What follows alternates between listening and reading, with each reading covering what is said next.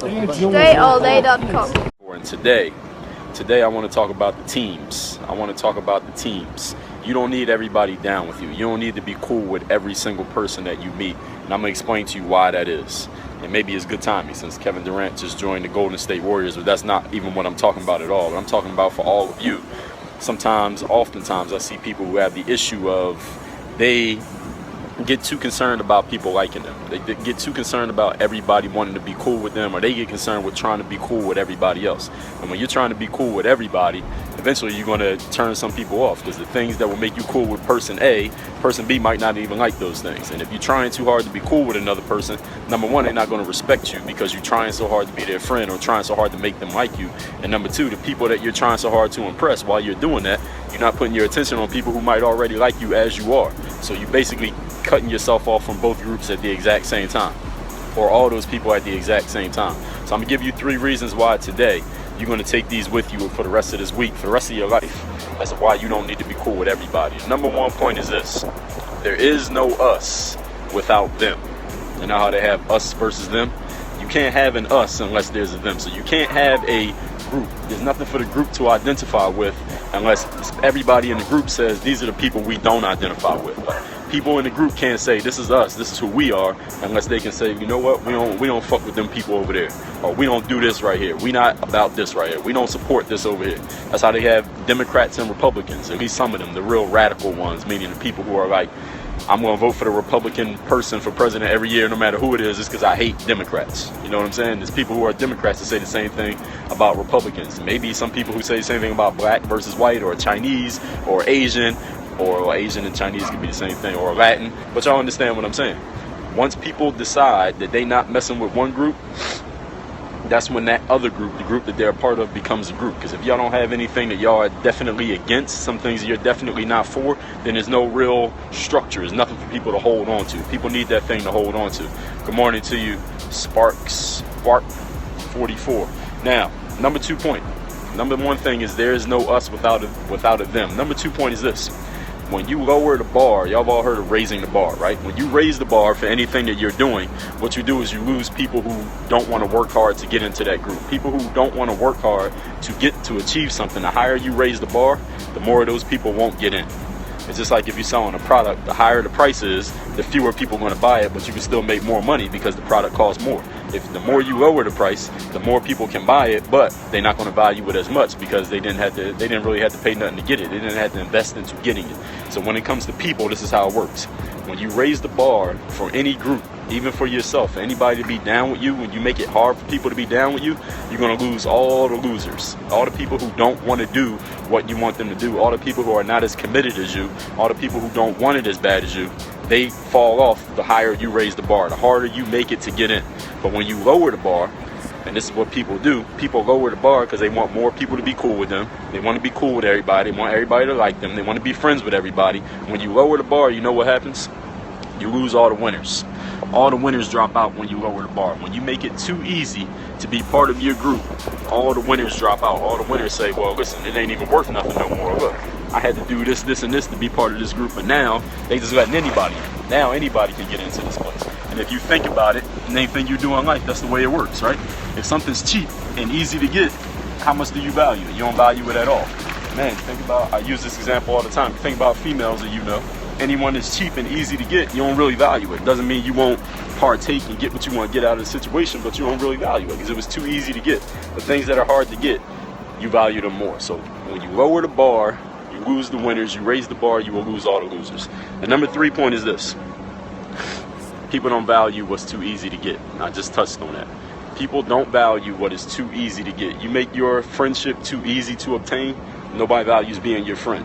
You make it too easy for people to buy your product, people don't really value it even if they buy it. Even if you get the money, the people who bought it don't even value it. They might not even use it even though they paid for it. If you get into sales and you sell a product at a low price, people will buy your product and never even use it even though they paid for it because they don't value it because they didn't spend enough money. Now you multiply your price by 10 and start selling to those people, I guarantee you they'll use it as much as they possibly can because they paid for it. The more people invest in something, the more they value it. So when people invest in being your friend, they invest in being on your team, they really put something in to get to that spot, they will value it and treat it like it's worth what it's worth.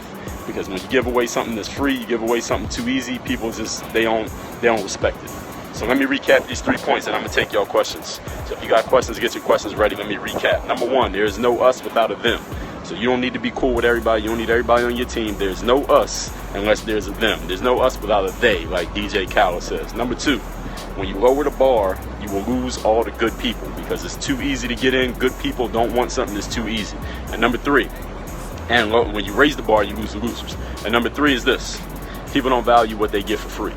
People do not value what they do not invest in to obtain. When you don't have to invest to obtain something, you don't value it. You treat it like it's worthless, and you probably don't even remember that you got it in the first place. So let me take questions. My name is Dre Baldwin, also known as DreAllDay. For those of you who don't know me, checking in from Miami.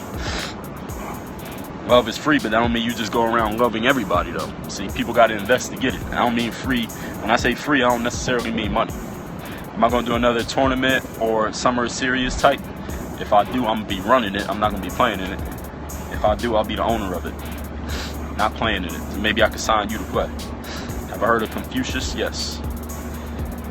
Anybody got questions on the topic, I will take those questions right now. My name is Dre Baldwin, also known as DreAllDay. Professional speaker, professional athlete, 7-time author, 5,000 YouTube vids, 4,000 blog posts. I got a podcast called Work on Your Game every day. How do you get people to listen to you? Say something worth listening to. Keep practicing until you find something. If anybody got questions, I'll take it. What kind of group should you be looking to create?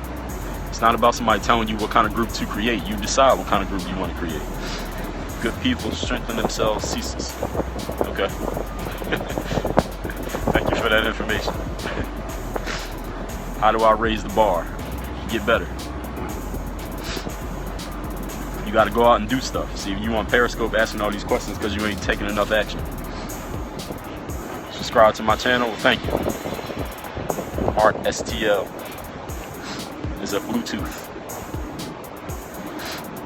How do you get the winners? By becoming one. That's how you get them. So if you can't find them, that means you ain't one. Good morning to you too. Everything I talked about are things that you do first, and then the people come around. So if you can't figure out where the people at, that's because you haven't become that person yet. How do you know the people who are worth keeping around? You'll know when you find them. You got to become that person first. When you become the person worth keeping around, you'll find more people who are. I'm from Philadelphia, but I'm checking in from Miami. Ain't no palm trees in Philadelphia. What's going on, Mr.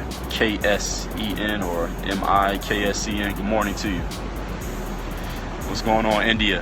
This is not like you become that person when you spend time with the winners. I don't know. You tell me. Go find out and let me know. Actually, you ain't even got to let me know. Just go find out. Just go find out for your own benefit.